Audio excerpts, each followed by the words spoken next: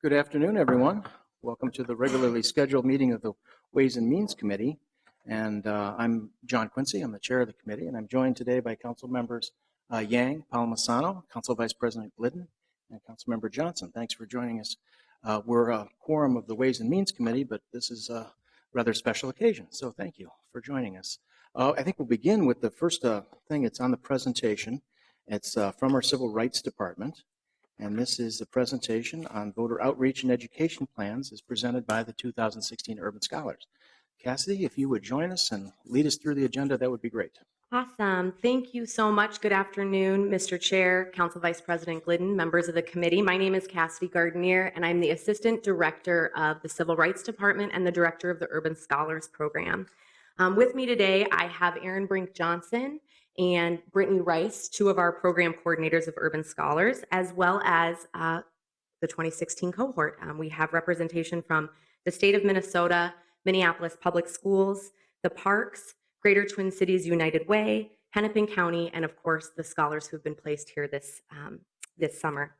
I'm here today to introduce the summer-long Urban Scholars Voter Outreach and Engagement Plans. They will be making full recommendations to the city clerk's office this coming Wednesday, but we wanted to take an opportunity to share with you what these young, bright minds have been up to this summer. An overview of our schedule today. I'm going to give you just a brief history of the Urban Scholars Program. We will go over some of the changes that the 2016 programming has undergone this year. We will then have the scholars come up and present an overview of their plans, and then we will close with just some of the upcoming closing events for this year's cohort. Urban Scholars began in 2012 with 8 placements here at the city. Since then, our program has grown from a summer internship with some leadership opportunities to a premier leadership and professional development program with an internship. This year, we offered positions to almost 80 students from across the nation. Most of our scholars located here in the Twin Cities having some connection, either having gone to school here or currently are enrolled in one of our universities or colleges. While there's always been a focus on leadership development opportunities, this year my staff and I have created and crafted an evidence-based curriculum which works to develop culturally competent workforce for the future. So our current program is made up of, what makes it special is on top of the 32 hours that our scholars work inside departments here at the city and across our agencies, they attend 8 hours of professional and leadership development training every week. It's unique. We call it the Urban Scholars Leadership Institute, and it's made up of 4 key parts. Public speaking, where they go through a Toastmasters curriculum. Leadership development, which has been designed and implemented by the Wilder Foundation. We work with their community initiative as well as their Youth Leadership Institute. Professional development, which we've paired and partnered with Metropolitan State University and their Institute for Professional Development. And then small group work. And I'm sure as you are all well familiar, small group work is hard. Not very many people like it. And I think that it has a lot to do with that we don't teach how to operate in groups well. We believe that as a society, we don't spend enough time talking about how to work amongst and across differences. So diversity is more than numbers. It's about learning to communicate, problem solve, and listen to each other. And that's what our program focuses on. Not only are we equipping our scholars with how to be and show up in a professional work environment, we're teaching them how to operate in diverse settings. The scholars have spent the last 10 weeks working on group projects and practicing these skills, all the while crafting meaningful outreach and engagement plans for the city of Minneapolis and the city clerk's office. In 2016, the Urban Scholars partnered with the city clerk's office, thanks to the leadership of Casey Carl. And we have worked with Anissa Hollingshed and her team of community outreach specialists to develop voter outreach and engagement plans around 15 key topics, which our scholars would like to share with you today. And with that, I'm going to turn it over to our first presenter, Ashlyn Crawford. Great. Welcome to the podium. I just wanted to, before you begin, I just wanted to acknowledge that we're joined by committee member, Councilmember Bender, but also Councilmember Fry and Councilmember Goodman have joined us. So thank you very much for being a part of this. Welcome and thank you. Good afternoon, Mr. Chair and members of the committee. My name is Ashlyn Crawford, and I'm an urban scholar working at Minnesota Management and Budget for the state. With me, I have Sean Nguyen, who is working for the city of Minneapolis, and two other of our group members could make it today, Munir Vaughn and Tamir Galafi, who also work for the state of Minnesota. The main goal of our project was to increase voter outreach efforts for individuals without a permanent address. We decided to kind of focus our project around the Fifth Ward because it had the highest number of people without a permanent address and the lowest voter turnout in 2014. Our recommendation would be to create small print materials about the size of this little piece of paper, pinpointing the 5 main streets in the Fifth Ward: Xerxes, Broadway, Penn, Lindale, and Broadway. Xerxes, Broadway, Plymouth, and Lindale. So on the front of our plugger would be advertisement for individuals without a permanent address, encouraging them to register to vote. And then on the back would be a map of places they can register with those 5 main streets in the Fifth Ward. So we think that that would probably be one of the most effective ways to get the word out to people without a permanent address to register to vote and just increase the voter turnout. So, thank you. Thank you very much. Any questions or comments are always welcome. I was hoping the Fifth Ward council member might have something to say. Councilmember Yang. Thank you, Mr. Chair. If I may just ask, and this is not be harsh, but why Xerxes? Because to me, Xerxes is on the fringe of Ward 5. It's close to the border of Golden Valley and Robbinsdale, and it's not a. It's not a major corridor per se. It's much more residential. Well, I personally live on Xerxes, and I live on I live on the Golden Valley side, but I know it's one of the longer streets in Minneapolis. It stretches, from Plymouth all the way down into almost the Parkway. So we just figured, since we're hitting the other really large streets further into the Fifth Ward, we should kind of go on the outskirts and try to gather those people who are not as close to those streets. Thank you, Councilmember. I was wondering I'm sorry to keep making you go back and forth. What do you think about the language? Does this just be printed in English, or would you think these cards might be available in other languages? Considering the ward that we are trying to target, I guess English might be the main language, but of course we would, make it available to all members of the community who live in the Fifth Ward. It's very diverse, and we would make it available to everyone who lives in that community. Perfect. Thank you very much. Are there any other questions? Not seeing any. Thanks so much for your help. Hi. Good afternoon, Mr. Chairman and members of the committee. My name is Lily Benowitz, and I'm working this summer in regulatory services in the city of Minneapolis. I would like to start by presenting my group members. First, Adrian Benjamin is working in government affairs at the Minnesota Department of Commerce this summer. Lee Gagazian is working in CPED on single-family housing at the city of Minneapolis. And finally, Sam Wandamu is working in the health department on family and maternal housing, health at the city of Minneapolis. We would love to present to you today about our proposal to engage residents of homeless shelters in the city. In doing our research on this topic, we discovered that one of the main reasons that individuals living in shelters do not vote is because it's difficult for them to get a staff member of those shelters to vouch for their place of residence at the shelter. And this is because they oftentimes have many other responsibilities that take precedent. So making that more accessible for both the shelter staff and the residents was our main concern. We propose to build a partnership between the city, shelters, and nonprofits to share the responsibility of helping residents register to vote. Through this partnership, we will distribute materials and instructions to shelters in order to take as much stress off the shelter staff and register as many residents as possible to vote in November. Thank you. Do you have any questions? I imagine there might be a couple questions. First of all, can you tell me how many individuals can you vouch for if you're a shelter staff person? Say you're at Stevens Shelter and you work there and you're going to vouch for someone. How many individuals can you vouch for? I don't believe that there's a limit. I think it's mostly between the shelter staff saying that they do live there. So I think that they can vouch for all of their residents. Correct. But that would be something to look into further. And I was wondering, is this only on election day, or do you have an option for having sheltered guests register to vote during an early voting period or no excuse absentee? How does that happen? Yeah. So we were actually focusing on pre-registration just because voting day can be really hectic and that could go through election day. One of the main tactics that we wanted to use is that shelter staff can write a letter on their letterhead vouching for the residents. And so that would be the way that they could do that is they could bring that letter to the voting station and they could vote that or they could register that way. Good. Thank you. And this would all be at the same polling location, I would assume, on election day, if you're in that precinct, right? Mhm. That's where that's located.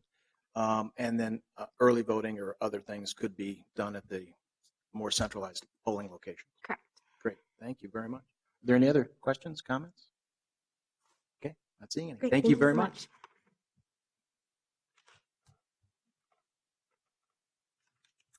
Good afternoon, Mr. Chair, Council Vice President, and members of the committee.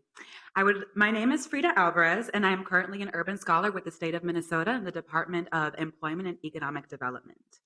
I would like to start by introducing my project team. Iftu Yoya from the city of Minneapolis in the Civil Rights Department, Eloa Franca Verona with the state of Minnesota in the Department of Commerce, and Brenda Sanchez Murillo with the city of Minneapolis in Animal Control and Care. Today we are presenting on voting after a felony brochure. The recommendation our team has decided to put forward is a brochure that educates ex-felons on their voting rights. This idea is low maintenance, low cost, and will increase accessibility of information, resulting in reaching a larger audience. Thanks. Any questions? Let me check. I see one. Council Vice President Glidden has a question. Yeah, I just, thanks for this. Several years ago, I was part of an effort at the city where, sometimes these things kind of ebb and flow, but similar effort to focus on educating people on their rights and what does it mean to be off paper and all these complicated topics. Did you have also a plan of partners, or how were you going to get these pieces of paper to the right people? Yes, so we have a whole plan. So our sponsor is Queen, and she does presentations currently at like Turning Point or other centers that focus on these individuals. And so we decided to use this brochure as an asset to her presentations. And then we were also thinking of having other brochures too, like the election process and how that works, but we wanted to specifically focus on one thing. So for right now, it's just what their rights are on voting, but we would like to see other possible brochures, for that easy accessibility of information and getting it out there. Yeah.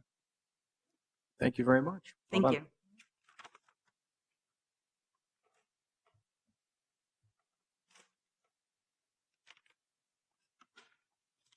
Chair Quincy and council members, I'm actually going to invite our team up because a part of our proposal requires that we have props. And this is Daniel and Sochi, and my name is Bo. And our project is called One Minneapolis, a Game of Civic Engagement. While commonalities exist, awareness of diversity within our Southeast Asian community is very important. And so via a card game, which Sochi has, it's an opportunity for government personnel in Southeast Asian to be in community with one another, to teach and to learn from the diversity that exists within our community, as well as what Daniel also has is a movable, a cultural icon that is called the Sao, which is iconic of his community, which is Hmong. And I also have a iconic piece, which is Angkor Wat, which is where my cultural community is from. It's in Cambodia. And so it is our hope that through the civic engagement literacy that Daniel has created and we came up together, is that if each of the cultural pieces will then move towards the center here and through the civic literacy process, with the hopes of moving to one city, one community towards a prospering community. Thank you. Do you have any questions for us? Beautiful. Thank you. I heard Councilmember Yang click in. Could I ask, how do you play? I'm sorry? How do you play? How do you play the game? Do you play the game? Oh, how do we play the game? I'm sorry. I'm so nervous. I'm so nervous that I'm having a hard time hearing. So basically, there are multiple categories to our questions. And so what we have is it's a card game. So we'll have multiple cards, each with varying degree of difficulty. And so we'll have a question and there's an answer on the bottom. And then each time we'll have different communities. So each time community members come, they can actually, Daniel came up with the title of your starting community. So each of us would have these. And then each of these questions will then, each time a community gets a question correct, they then will keep moving towards the center. So thank you for helping me because I didn't hear the question. I'll say you should test him. Yeah, we should. We're all nervous. We'd like to hear the questions, but we don't want to really look like idiots. So. It's a really good way to engage the community in a dynamic dialogue as opposed to, city officials going in and watching and learning. It's an opportunity to engage. Very good. Thanks very much. Well Thank done. you.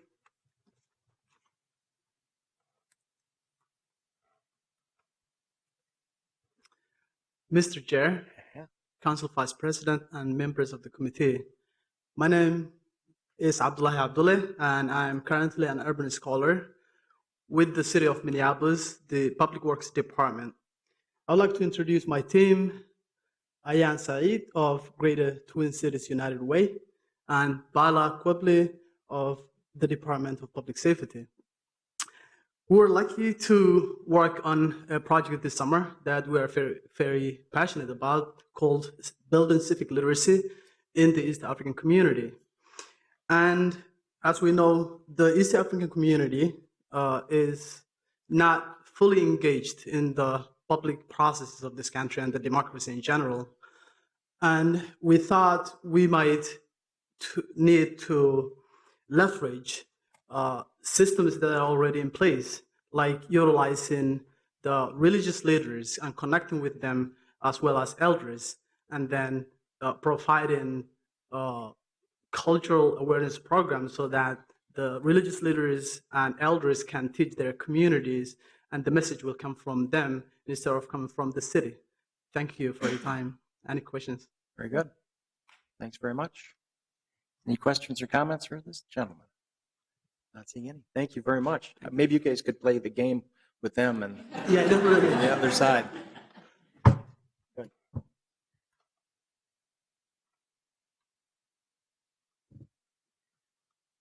Mr. Chair, members of the committee, my name is Erika Oropesa, and I'm an urban scholar with Minneapolis Public Schools in the Office of Family, Community, and Civic Engagement.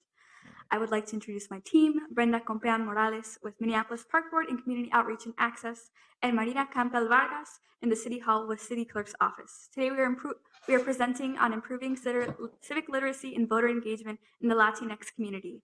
In creating our recommendations, we wanted to create one for Latinx youth that are recently eligible or about to be eligible to vote. Keeping in mind the popularity of social media amongst Latinx youth, we decided to develop an application that would create a way for Latinx youth to speak with their families and community about voting and civic engagement. This application would be translated by a native speaker into Spanish and English to increase accessibility to the information. Okay. Good. I think we have Councilmember Fry and then Council Vice President Glidden. Thank you, Mr. Chair. First of all, I'm hugely impressed by the presentation skills of everybody that's gone so far.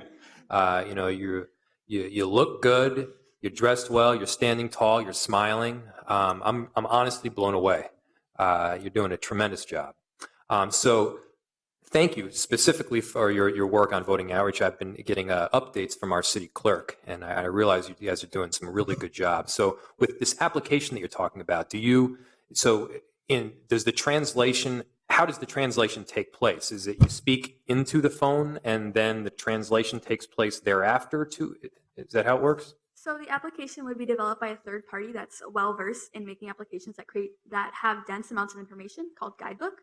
So there would be an option in the settings of the application to have the information read in Spanish or in English. Okay. That's great.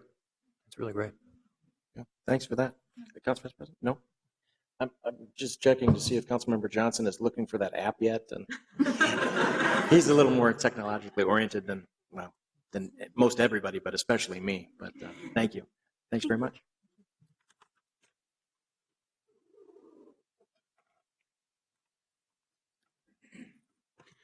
Good afternoon, Mr. Chair, members of the committee. My name is Brandon Lunkley. I would like to introduce my group to you that I work on this project with. Chris Henry works in the city clerk. Danielle Dawson also works in the city clerk. And Paige Moody working for the city assessors this summer.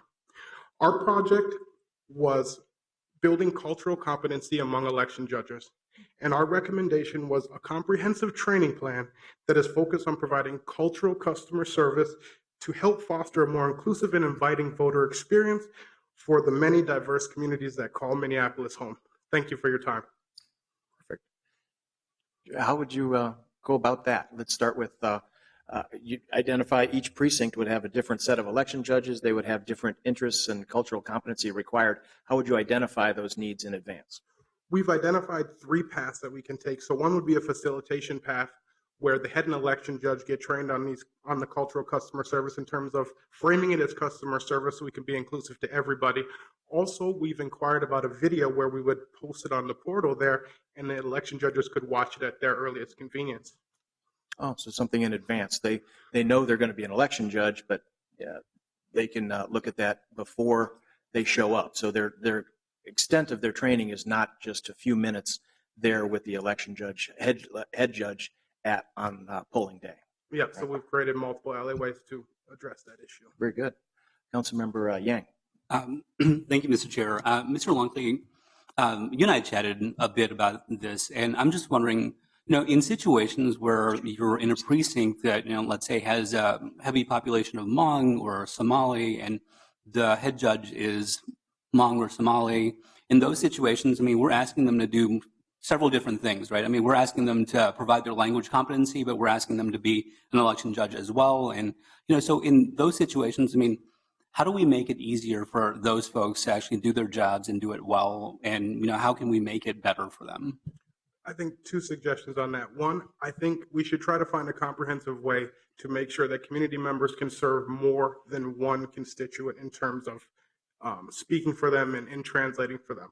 Also, as to your point, which we discussed, I think we need to come up with a plan where we can have election judges who are bilingual do one duty and focus on that as opposed to carrying multiple duties. Thank you. Council Vice President, do you have in? No? Okay. Thank you very much, sir. Thank you.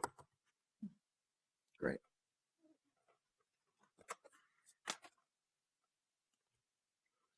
Mr. Chair, yes.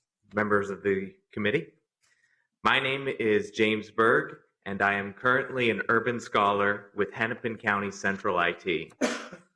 I would like to start by introducing our project team, Malvern Madondo, Precious Drew, and Anna Vu.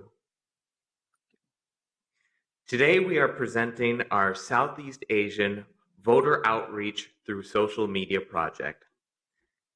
The Southeast Asian community of Minneapolis has the opportunity for greater voter turnout in upcoming elections.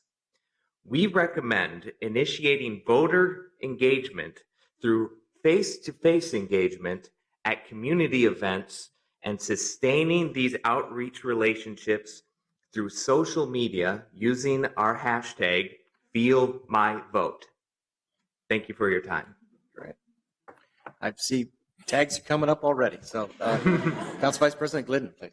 All right. And just so everybody knows, I think we're trying to spread out questions just because there are a lot of presenters, but these are all just very, very interesting presentations.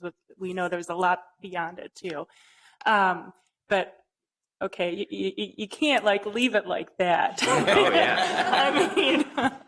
So why Feel My Vote? So we chose this particular slogan for our project to emphasize the impact that voting has on the community. There could be misunderstandings about how voting doesn't really have an impact, and we want to give people the impression that it really does. Councilmember Yang. Thank you, Mr. Chair. So, when I'm thinking about hashtag feel my vote, I'm just thinking about people who can speak English. But I mean, for folks who don't speak English, I mean, feel my vote doesn't mean anything to them, right? I mean, so what do we do about those folks? According to the project documentation, that is not currently accounted for, but our message is communicated through the face-to-face engagement at the events. They'll be talking to real people, and the facilitators at these events will be giving out free T-shirts with our "Feel My Vote" slogan imprinted on them. They will have a picture taken with their T-shirt, and that will be posted on social media. And that is how the hashtag will be circulated.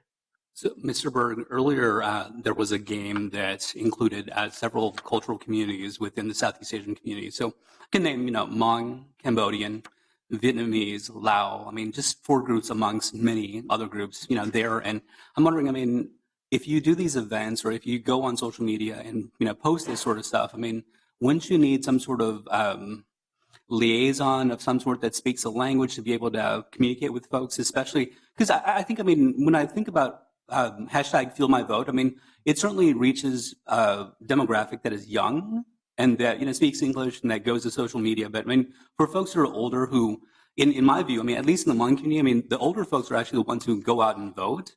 I mean, how do you reach them? It's absolutely true that social media is geared more towards the younger generation, and that is why we start with face-to-face engagement at the beginning. At those points, we hope to engage the older demographics as well as the young, and from there, maybe we can introduce them to the social media aspects that are longer sustaining. Thank you, Councilmember. I think what we're seeing a lot of this addresses that kind of question, Councilmember Yang.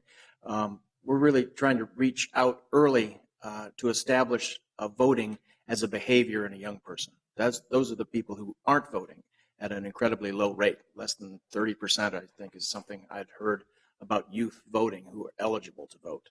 So the idea is to capture them as a young voter and have them go through and be a voter for the rest of their lives. So we really, all these social media avenues, games, these are all ways to really attract young voters to the process. Is that correct? That is absolutely correct. Good. Councilmember Palmisano. Thank you, Mr. Chair. Have you or your group done any research as to how intent expressed on social media translates into actual behavior? For example, there are events that I see. It looks like there's 500 people going to a certain event on Facebook, and I think I remember hearing on NPR some research saying that there's less than a 5% actual incident rate of people doing the behavior, even though they indicate it on some level of social media.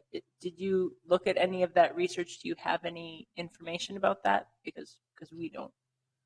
We have began research on exactly that issue, but due to time constraints for getting our project together, that wasn't yet completed. However, in the project documentation, it is listed as a to-do item if the project is ever executed, so it is accounted for. Very helpful. Thank you. Thank you. Sure. Next victim. Feeling pretty good? Yes. Mr. Chair, yes. Council Vice President, members of the committee. My name is Gulet Ibrahim. I am an urban scholar with intergovernmental relations here at the City of Minneapolis. First, I'd like to start with introducing my team members. Chama Bulhan is with Council Ward Same Ward 6, City of Minneapolis, and Khalid Taib is with the Department of Revenue, State of Minnesota. Our project focuses on East African community, especially the youth, and we're focusing on using social media as an avenue to reach to the youth.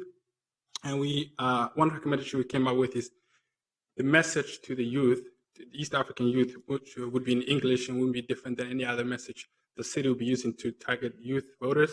But because there can be the youth can be found in colleges and state universities, utilizing existing platforms or networks such as student organizations and others who are already on social media. So the city would form partnership with these student groups and student organizations such as the University of Minnesota, Augsburg, and Minneapolis Community College, and other colleges within the city limits to deliver the message to the youth. So we can capture the youth to vote early. We also came up with a hashtag when East African Youth Vote or Minneapolis East African Youth Vote, but that would be added to the message the city delivers to these networks and utilizing them to deliver the message. Mhm. Do you see the organization's jobs to deliver the city's message, or is it the city reaching out and asking the organizations to deliver the city's message, or which? It's the city initiating the partnership with these student orgs. I was a member of the student orgs when I was at the University of Minnesota. So student leaders are accessible and can be beneficial to the city, but it will be the city that's crafting the message and partnering with them because they already have existing platforms. And a lot of the East African youth are on social media, such as Twitter, Facebook, or Snapchat. And the city can take advantage of that, but the message will be controlled by the city. Very good. Thank you. Not seeing any other questions. Welcome. Thank you. Thank you.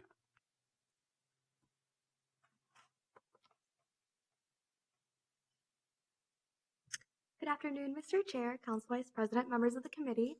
My name is Priscilla Barron Sanchez, and I'm currently an urban scholar with the Contract Compliance Division at the Department of Civil Rights. My team members are Jason Chavez Cruz with City Council 9th Ward, Fatima Garcia with the Convention Center, and Jessica Reyes at the State Management and Budget Department. After a summer research, we found Facebook to be the most used social media platform in our community. As a result, we developed 3 recommendations to maximize our message. 1, promoting targeted Facebook ads based on location. 2, implementing a bilingual hashtag. And 3, we devised a suggested schedule of when to post and what to post based on the election timeline. We believe through these 3 efforts, we can increase Latinx voter engagement and maximize our representation. Thank you for your time and consideration. Thank you. I have just a general question about targeting demographic through Facebook. How do you, what's the scale of that, and what's the cost of that? We are still waiting to hear back, but I'd love to reconvene with my team and come back with a better answer for you at a later time. Yeah, it'd be really hard to identify. I wondered if how that demographic is. How many are there in the city of Minneapolis, and what would that cost be? Good. Yes, Council Vice President. Sure. I was just curious if you were surprised that Facebook had as much reach, and if you know, what's the decision point with just going with Facebook as opposed to multiple social media venues? Is it more just being able to focus resources on the thing with the biggest impact, or it was way in ahead the biggest? Yeah. So personally, I was surprised because I don't have a Facebook myself. I'm more of a Snapchat person. See, I'm Facebook, and I won't tell you how much older I am than you. But we wanted What's this Facebook thing I heard about? We wanted to maximize our use of existing resources, and we know that the city already has a Facebook account.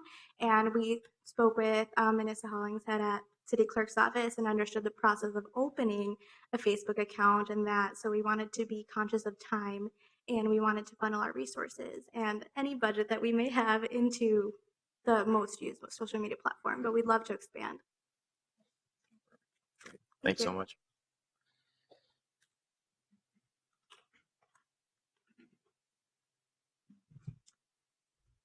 Mr. Chair, Council Vice President, members of the committee, my name is Ramon Angeles, and I am the urban scholar at the fire department here in the city. Here with me today, I have Kafayat Akindele, who works in the Human Resources Department at the city, and also Sienna Johnson, who works with the Department of Professional Development and Office of New Schools in Minneapolis Public Schools. Unfortunately, Demetrius Young, who's with the Mayor's Office, could not come with us today. Today, we are presenting on the developing an Instagram account for the Elections and Voter Services Division. Our recommendation consists of two parts. Part one is creating and maintaining the follow and like base that you need on Instagram to get likes and photos out there. And also part two is establishing the framework and guidelines for the account. In the time that we have today, I would like to highlight part of part two, which is our content calendar. It would have suggestions of when to post and what to post based off of the times and when people are on Instagram the most, and as well as caption length recommendations, possible theme days to make keeping the election and voter services brand in check on the Instagram account. Thank you. Great. Thank you very much. Not seeing any questions. You got off easy. Thank you. Thank you.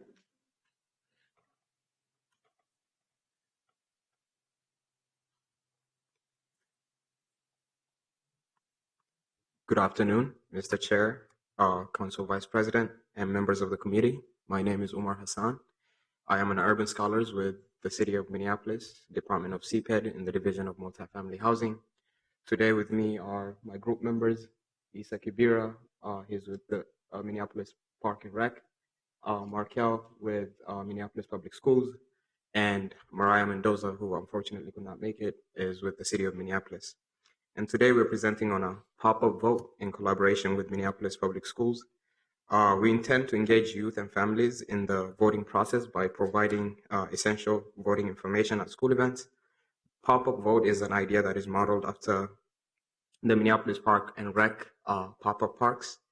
And pop-up vote will bring a voter registration booth and information about upcoming elections and a guide to inform families about their districts and who their representatives are. Any questions? That's very interesting. I'm really liking that. Innovative, something we're familiar with as a pop-up idea, but to actually use it as a voting. I was just wondering if there is another way besides voting this could be used as just a way to get opinions. I couldn't think of, the answer is yes. Yes. Thank you. Terrific. Thank you very much. Good afternoon, Mr. Chair, Council Vice President, and members of the committee. My name is Corey Schroeder, and I'm currently an urban scholar at the state of Minnesota for the Department of Employment and Economic Development. And I would like to introduce you to our amazing project team, Shanice Watts, who is with Public Works here at the City of Minneapolis, Ariana Reed with CPED here at the City of Minneapolis, and Mary Bustos, who is in professional development at Minneapolis Public Schools. And as you can see, we are presenting on outreach through elementary age students.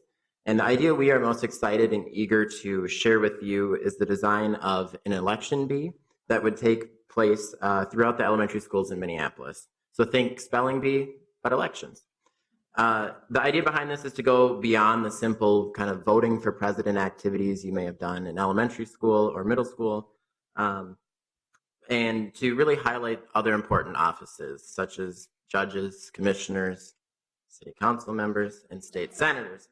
And our hope is that not only will parents become more educated with voting through this, but also that youth will learn about the elected positions they can serve in as they grow older. Thank you. Very good. Thank you very much. I'm wondering, I'm familiar with the curriculum at Kids Voting Minneapolis. Was that the basis of either of these that are associated with the schools, that other group as well as yours? Do you look at that? I mean, there's curriculum built into that. It's kind of a year-round kind of curriculum.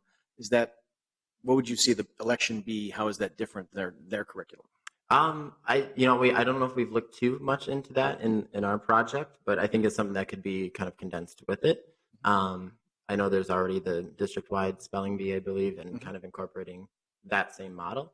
And then having, the winners of each school or precinct or however you want to do it at the polling stations, and that, look at their parents out to say, oh, I got to see my kid at the polling station. Yeah, they like take some pictures, whatever. Maybe Instagram them. But so if that answers your question. I think it does. Thanks very much. Councilmember Yang. Mr. Chair, I just wanted to say that I think this is a fantastic idea, for elementary age students to understand what the plain language charter is and anything like that. That'd be fantastic. Well, if they could figure it out, I'd like to know something too. City humor. I got it, Councilmember Yang. I liked it a lot. Yes, sir. Good afternoon, Mr. Chair, Vice President of the committee. My name is Daniel Cobway. I work with the state of Minnesota with the Department of Labor. Here with me, I have my group members, Yusuf Halajibi. He works with the city of Minneapolis in the finance department, and Paida Chikate. She works at the Department of Human Services with the state of Minnesota. And the recommendation that we are going to share with you today was around a newsletter we were going to create that the city would send out to new graduates from the public schools, and the public schools, of course, would have information on their email addresses, and that would be sent out to the students, and that would provide them information on why voting is important, how to register to vote, and some bios about who's running in their districts, their city council member from their precinct, and any information on if it's a president or vice president or whoever else is running. So yeah, that is our recommendation. So Good. thank you. Good. Thank you very much, Councilmember Yang. Thank you, Mr. Chair. These emails that come from the city, with regards to your recommendation, I mean, how do we make it cool so that people just don't click delete? Because I would tell you, I mean, most folks just click delete really easily. And so, I mean, how do you do it so that, it's interesting, cool, good enough for people to spend 2 seconds on? Because most of the times you'd be lucky if people spend a second on it. So how do we do that? I mean, that's hard because a lot of people do just kind of go through their emails. I don't know exactly. I mean, I think we can. I mean, personally, like if I got an email and I was a student and it was from my school or the public schools or whatever, like I'm sure gonna open it, because it's like for me it's an important thing, So I mean, if I was a student, I would personally open it. But if you got an email from the city of Minneapolis, I mean, what would that do for you? I mean, you'd probably be like, I'm going to get maybe a citation. I'm going to delete it, right? I mean, I would hope that they're not going to be emailing out their citations. Good thought. Right. But yeah, I mean, I think if it was hopefully from the city, again, I don't know, it's the government. I'm going to open it. I don't know. I don't, typically I'm not going to get an email from the government typically. So maybe, I don't know, maybe it's money, who knows? Yeah, we send money out all the time. I think personalization is the first really big thing, is have their name in the subject line and a welcome from somebody. I think that would really make it a personal message, make it much more attractive to open. Alma-san. Thank you, Mr. Chair. I'm curious, something that is a common misperception out in the public sphere is that when we get your email address, we put it into everything. And one of the difficulties we've had with Youth Coordinating Board in coordinating social services between the county, the city, and the state is the fact that we don't, and in fact we can't, share personal information. Has your group looked at, is it permissible, do you know, for the city to get email addresses from Minneapolis public schools, or would it be something that perhaps we would provide the newsletter to Minneapolis public schools for them to send out? Yeah, because that was a limitation we were thinking about is, does the city even have information on people's emails? Because originally something we were thinking about was sending out actual physical mailers to families, but that's of course a lot more expensive than just doing something digitally. So yeah, I don't know exactly like if it's legal that we have that sort of personal information, but I think in that case it would be as effective for Minneapolis schools to send it out to their students because that's their information. So very good. Thank you very much.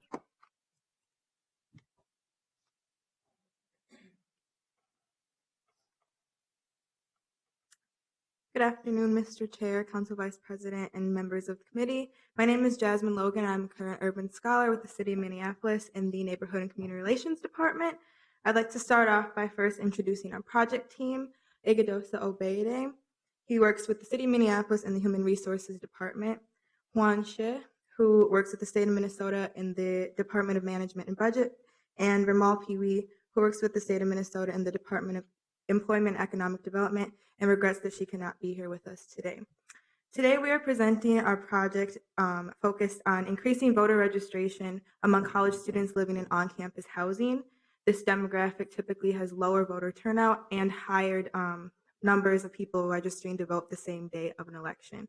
So our recommendation is that the City of Minneapolis creates a short 30-second video segment which would be displayed in the residence halls of the surrounding colleges and universities, as well in public student spaces such as student centers and or unions. The segment would include information on the benefits of pre-registering to vote, as well as information on how the student can learn more about the process and eventually register to vote. Thank you for your time and consideration. Terrific, thank you. Not seeing any direct questions, but I was wondering, what is the population? How many people are living in dorms that this would reach?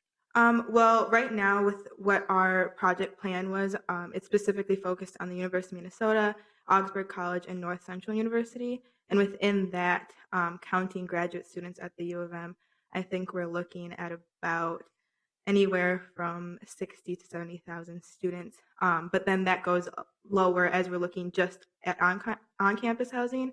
I don't have those numbers right now, but I know that at Augsburg and North Central specifically, the students living in on-campus housing after their first year is a greater percentage than the University of Minnesota students, if that follows. So it's a significant portion of students, especially if we're talking about first-year incoming college students who are going to be registering. It's a really high percentage. Terrific.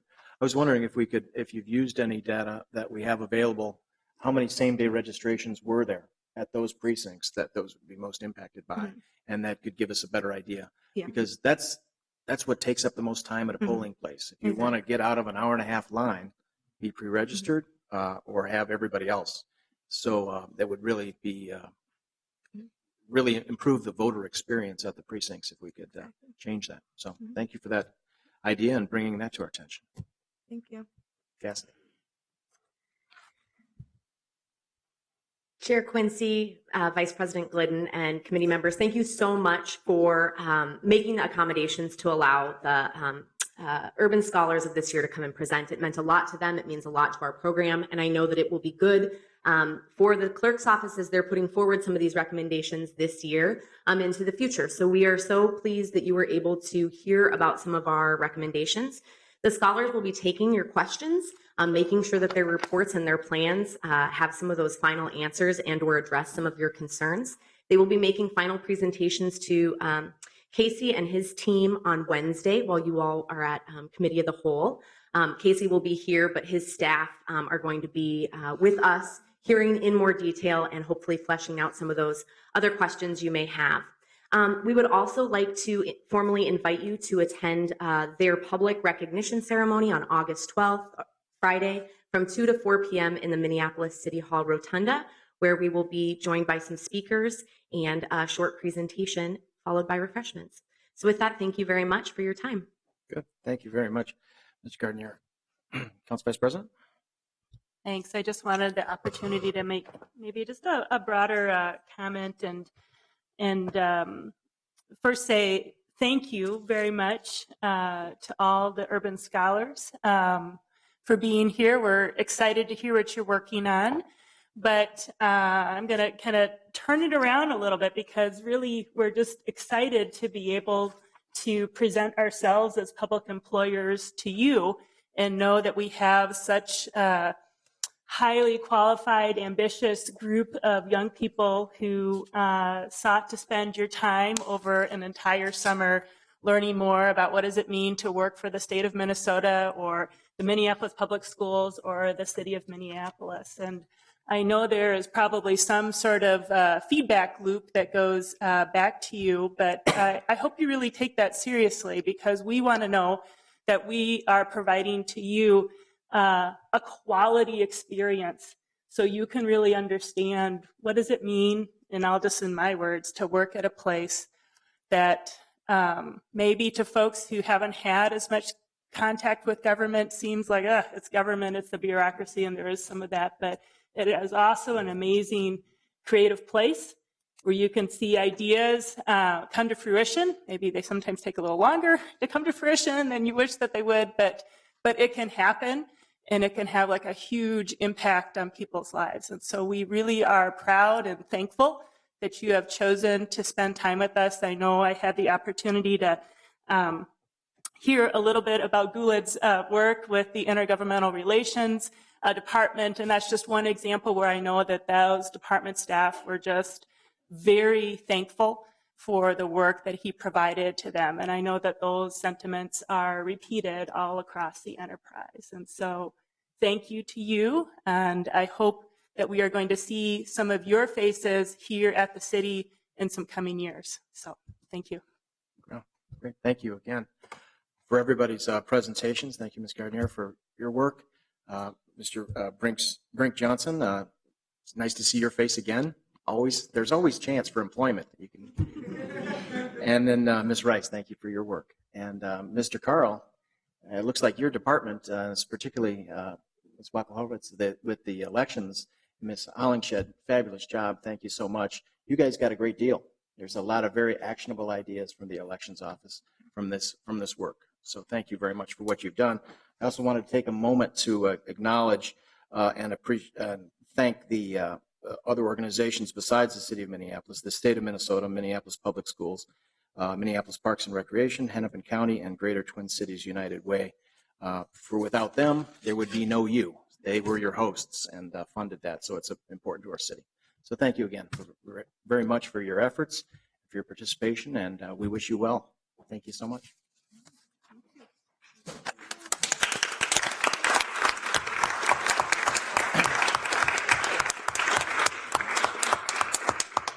So good. As we begin, I do want to thank Councilmember Goodman and Councilmember Fry for joining the committee, but we can begin the rest of this agenda today. I'm looking through, let's see, we have pretty full agenda, 30 items on our agenda today. I'm going to begin with the consent agenda and ask council members if they would like to have any additional questions or to pull any comments on these items. From the city attorney's office, there's a claim for Mr. Ahmed, claim for Mr. Mohammed, claim for Mr. Young, Ms. Plant, and Mr. Rahman. The Communications Department brings forward a gift acceptance from Clear Channel Outdoor for display time. Finance Property Services has a distracted driving policy, motorized vehicle and equipment control policy, accepting low bids for Everett for the Hamilton School renovation project. And I'd like to just make a note on that. I'd like to pull that for a little conversation. And then the Hamilton School facility renovation project. Impound lot improvement project. And the Information Technology Department brings forward the contract amendment with KDV Technology and Consulting. The Police Department brings forward an acceptance of a grant of $13,000 for Target Corporation Community Engagement Programming. From the Executive Committee, we have the collective bargaining agreement with Public Work Engineers Unit, collective bargaining agreement with Stagehands Unit, Community Development and Regulatory Services Committee brings forward a State of Minnesota Master Grant Contract for employment and training related services. We have the grant acceptance from DEED for Metropolitan, as well as the Metropolitan Council Tax-Based Revitalization Account for Spring Brownfield Grant Round. Homeownership Opportunity Minneapolis, this is a vacant housing recycling program, guidelines and contract. We have the applications for Minnesota Department of Employment and Economic Development Redevelopment Grant Program, city loan and grant to Hennepin Theater Trust for the acquisition and renovation of the Solera building. From the Health, Environment, and Community Engagement Committee, we have the revised Community Participation Program guidelines and the 2017 through 19 program allocations. From Public Safety, Civil Rights, and Emergency Management Committee, we have a grant acceptance from FEMA for a fire ground survival training program, travel expense donation acceptance from Minneapolis, Police Executive Research Forum, the contract with Veristam for commercial off-the-shelf law enforcement records management system, contract amendment with SMG for perimeter security at U.S. Bank Stadium. Transportation and Public Works Committee bring forward the LaSalle Avenue Street Reconstruction Project Assessment cancellation of how many properties? It's for $11,954 of the property located at 1012 LaSalle Avenue. We also have the 9th Street resurfacing project assessment cancellation for a property at LaSalle. Downtown Pedestrian Improvement Project is the capital budget appropriations and bid. We also have the bid for vertical transportation maintenance services and a bid for stormwater sewer cleaning. I would take, are there any questions or comments on any of these items? Councilmember Yang. Mr. Chair, for item number 8, I'm wondering if staff is there or is here for that. I just have a simple question with regards to approving this distracted driving policy. Wondering what the consequences are if somebody violates that. Sure.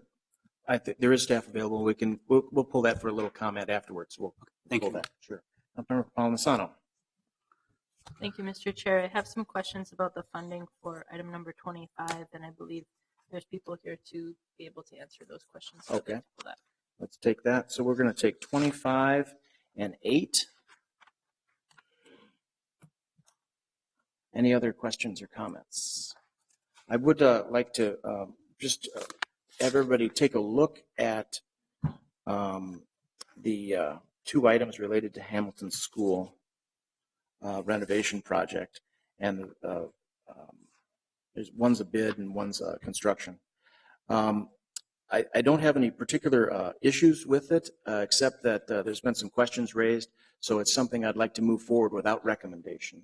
And we'll have some of those questions answered with our Property Services Division, who's not available right now.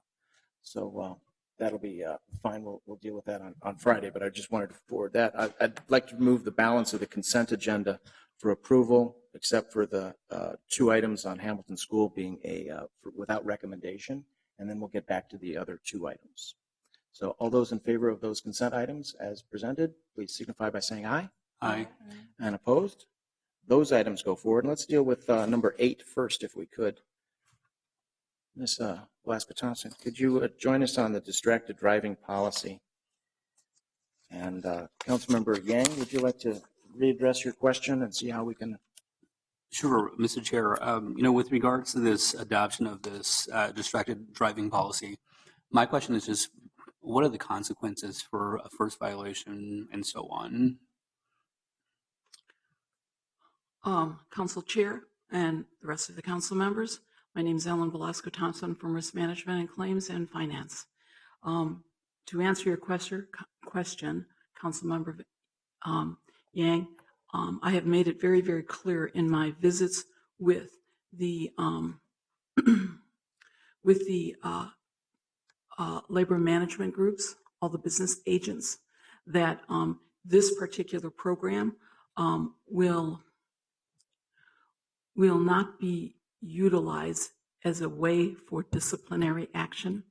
That is a separate function in that each of the departments independently have set up their own systems regarding discipline for their types of drivers, and a review of the accidents, as well as what is something that is preventable versus not preventable, and they will go through their union contracts on that. What we will have with this particular program is that on the first call, if it's an issue regarding, let's say, unsafe backing up, then the supervisor will sit down with the employee, they'll talk over, they will make the decision as to whether or not the employee should have 5 days, 3 to 5 days to go ahead and actually go online and take an online course to review the facts that go with safe backing up. And then it is marked and it is measured, and then it's reported back through the computer systems that that kind of incident was used as a coachable moment. So all of our stuff here is definitely in the coaching area. Thank you, Mr. Chair. Not seeing any other questions on that. Thank you very much. I'd like to go ahead. There's also, I would just bring point to the committee at this time that we have a couple guests in the audience. Lisa Vicky Saunders from OSHA Consultation, who is here to support us regarding the passage of this policy. And then Lisa Kahns from the Minnesota Safety Council is also here just to support us, for your information. Thank you very much. All right, I think that covers that. We'll move to adopt item number 8 as presented by staff. All those in favor, please signify by saying aye. Aye. Opposed? That item's carried. Thank you very much for your presence. See, Ms. Thompson, that's something we've worked on for a couple of years, so thank you for that. And the next item, I believe, is number 25. This is the contract with Bear Stearns. Mr. Dahl and Lieutenant Reinhardt are available for Councilmember Palmisano. Thank you, Mr. Chair. Mr. Dahl and I spoke last week a little bit in regards to this request, and I was curious where this money was seen as coming from. This is a substantial amount of money, albeit over a long period of time, but this is something that typically during a budget cycle would have been called out, even perhaps featured as part of a budget address and in our deliberations accordingly. So in my conversations with Mr. Dahl, he helped me understand that there has been some funding through CLIC, perhaps also through capital asset CARS, and I believe he's prepared to just share with all of us kind of how this is going to be structured and funded. Yes.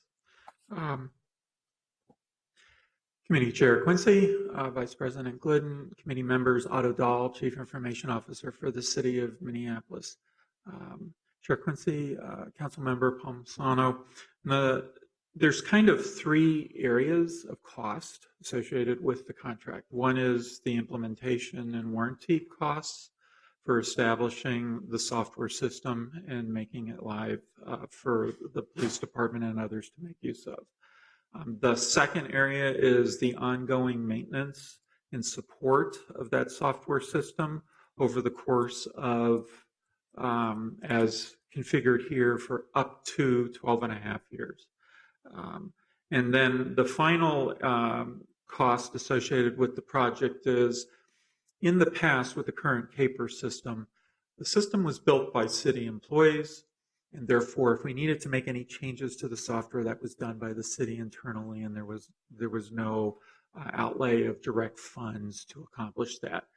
With buying commercial off-the-shelf product, like the Versaterm product, we have to allocate funding for potential changes to the software, specifically for the various interfaces that this system does with both federal, state, and local agencies, and any other internal information systems that the city may have that actually interface with the police information management system. So what we did was we initially went out for a CLIC request, which was $5.8 million. And that was approved. And then we also went out and are in the process of a current CARS request for 2017 for an additional $1.3 million. Now you can see from the RCA before you that the total amount of the requested contract with Versaterm is for $9.2 million.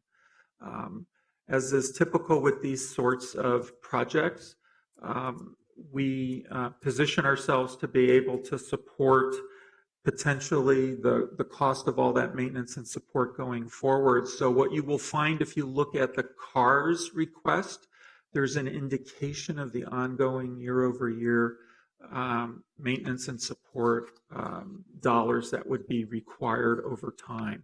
What specifically gets looked at in CARS and what you end up seeing from a budgetary standpoint is just the 2017 dollars, because that's the budget that's being put forth.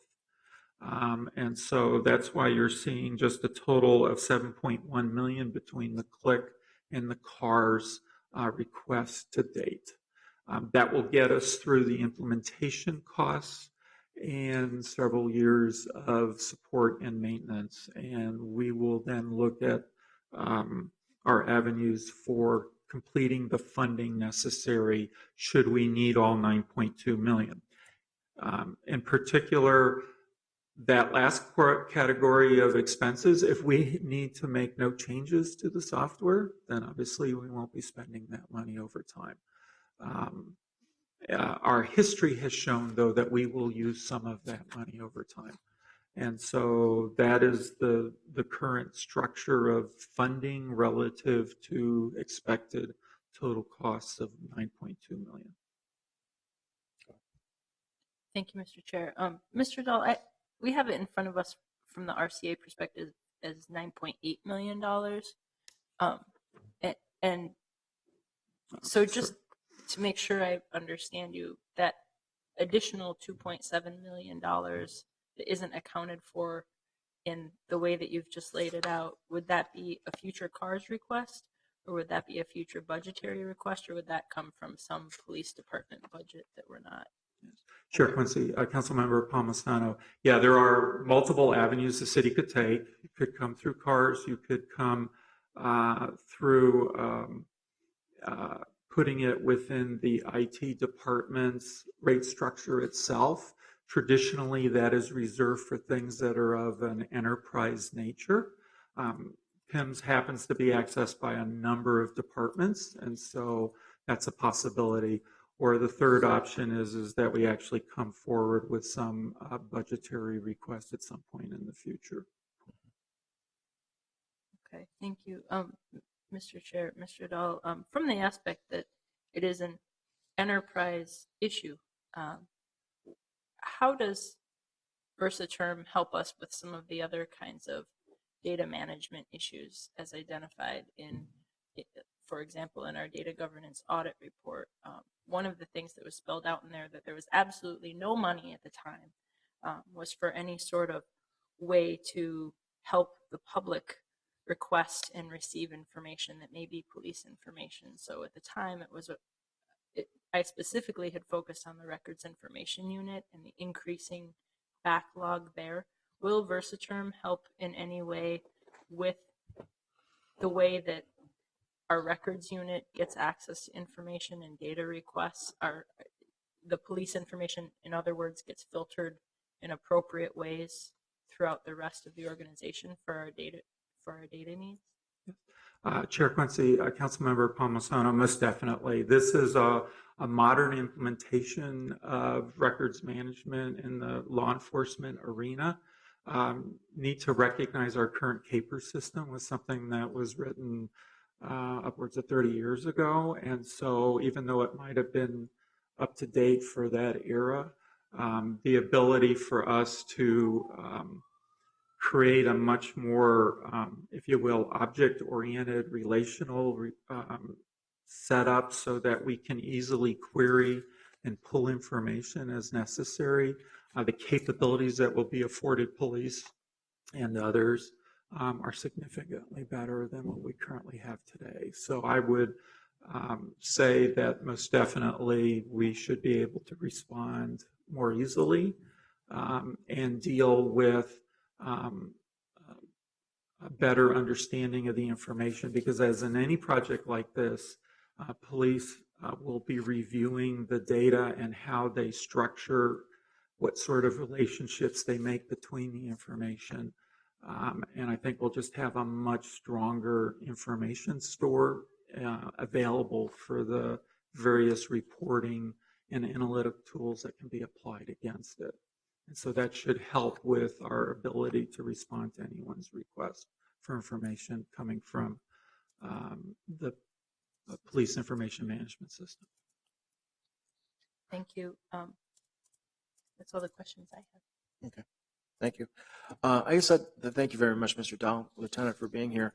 Ms. Green, I was wondering, I noticed on the RCA, of course, it says no additional appropriation is required, and the amount is included in the current budget. Is that in the police department budget, or is that in the overall city budget, or is it a combination of IT, MPD? I'm actually not sure exactly where it's landed. If it was in the click portion would actually be in IT's budget, but it will be related to police. And also if there's any funding that will be funded in 2017 for cars. If it's funded, it will go into the police's budget, but then that money ultimately gets transferred into the IT's budget. Okay, thank you. I guess the overall picture is the city has budgeted for it. Where it accounts for is not as clear. It can be a little bit fungible, but we want to make sure that we've already voted on this through the 16 budget and previous budgets as part of the CLIC process. So this isn't a surprise. No additional appropriation is required. Is that correct? No additional appropriation is required for 16, but based on what I just heard Mr. Otto say, is that the 2017 portion we have not gone through the 2017 budget yet. So there is a gap. Yeah, we're making some purchasing decisions in anticipation of things we haven't budgeted for, but that's called life, right? Councilmember Palmisano. Thank you, Mr. Chair. I'm curious, to execute on this contract with Versaterm, when would we be able to actually see implementation? Meaning, this is probably a question for Lieutenant Reinhardt. When would we anticipate this being able to be available for officers and for use? Mr. Chair, council members, and Councilmember Palmisano. We have a very aggressive implementation schedule. It's 13 to 14 months. We expect that once the contract is signed, that we will begin discussions of implementation in September of this year, and that it should be in place by October or November of next year. And that accounts for inevitable delays that we'll have, but we're going to work very aggressively to get it up and running before the Super Bowl in 2018. Thank you.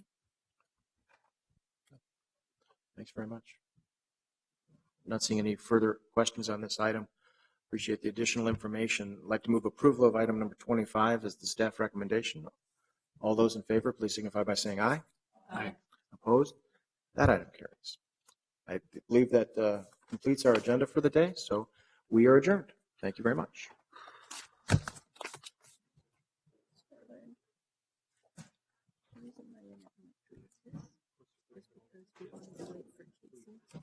His response back to committee of the whole. Sorry. But since he already has, then I think we just lost track of it. Okay. So